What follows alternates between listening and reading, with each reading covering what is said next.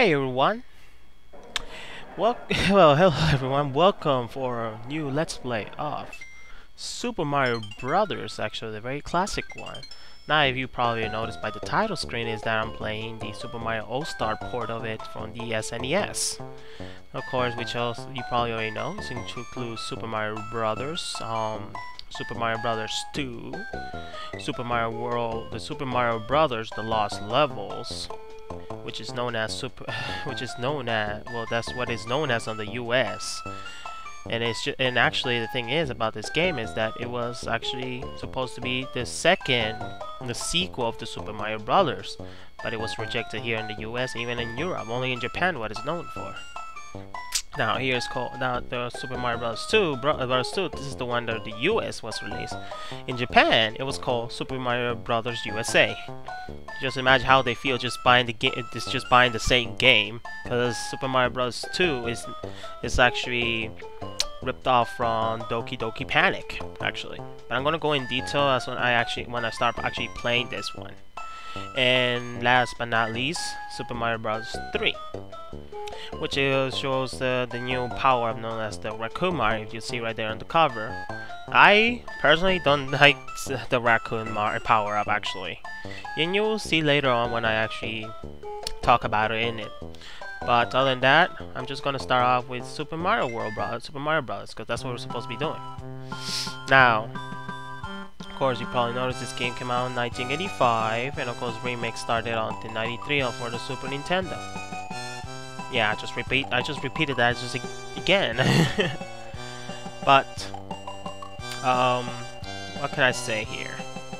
I won't be taking the warp pipes, but I will be pointing them out at least anyways along the episode. So here, I'm just trying to get my controllers right if I can. Okay, there we go. But yeah, the start of a new adventure. Let's go, Mario. Are we pointing out some hidden secrets? Some probably know, some probably you don't. Also, I would like to know any other hidden secrets as well, because I played the classic one a lot more than this one, actually, remake. Just because the classic one, well, it's supposedly the hardcore one, because in here, you have a save feature. And the other ones, if you end up getting game over, you go back to World 1. So this game is a lot more forgiving, actually. But anyways, well, you might want to say, why did you just play the classic one? Well, just because this one is a lot more appealing. It's it's updated, it's a lot more beautiful. The sprite works a lot better than the usual one. It's much more appealing. That's the only reason why I actually end up playing this game.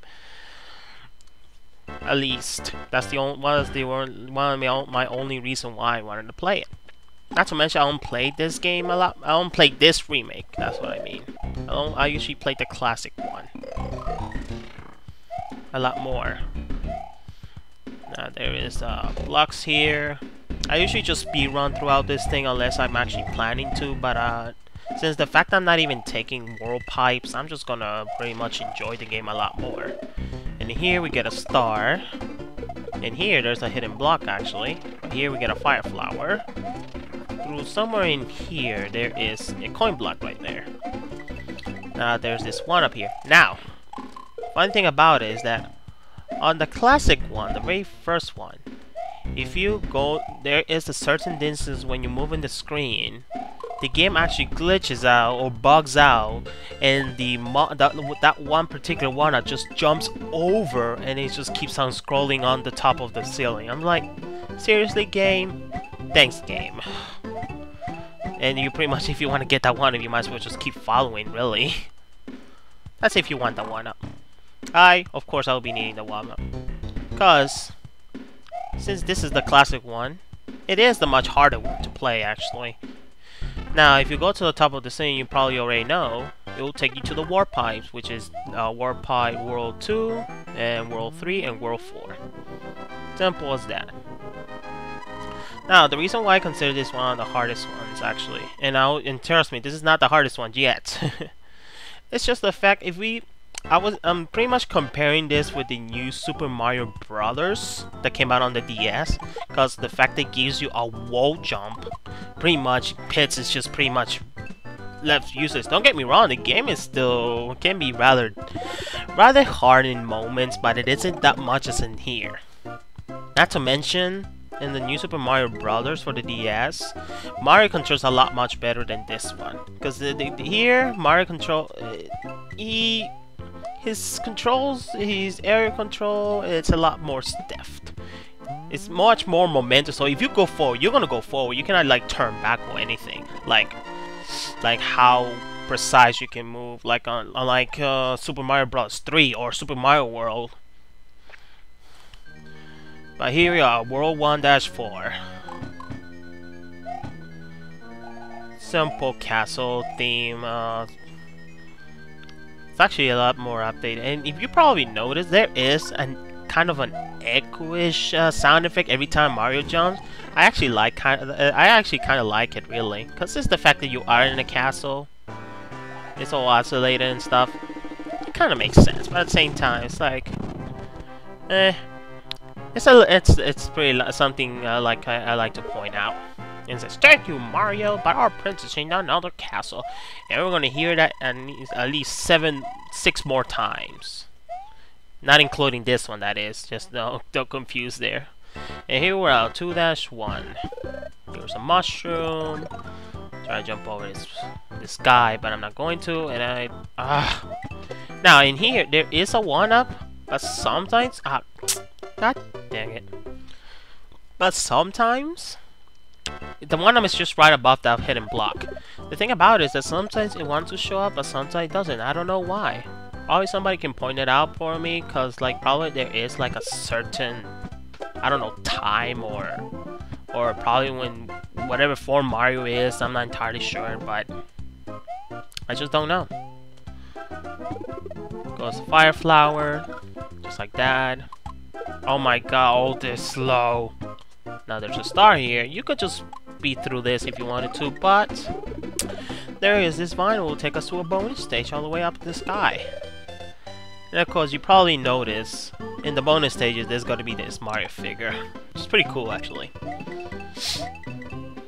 It gives it much more depth of how much they appreciate their games a lot, the creators. Let's just jump over here, and there we go, just like that. Now here there's a coin block here. Now in here there is item here, depending on which state you are. When you're small Mario, it's a lot easier to get this, but with big Mario it's actually a little bit harder. But there we go, just like that. At least they keep it just like how the classic one does. And there we are. World 2-1 is already finished.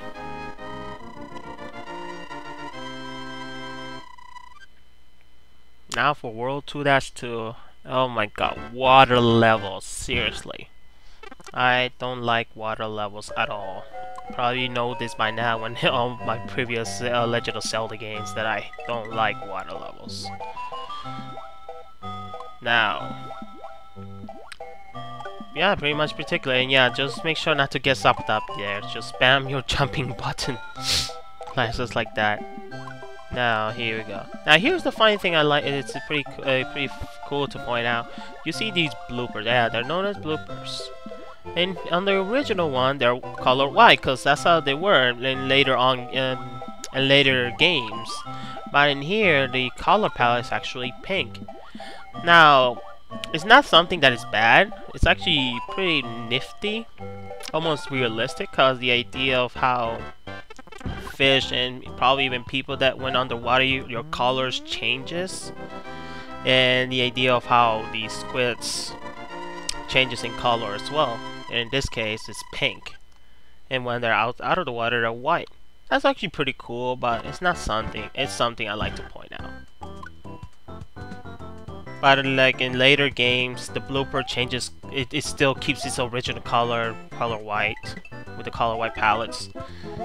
But yeah, this level 2-3 pretty fun to run through. Just pretty much run and jump.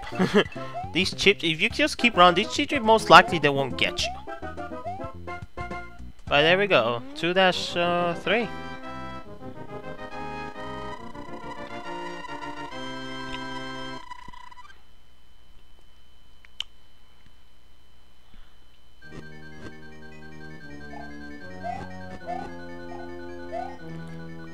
go under here.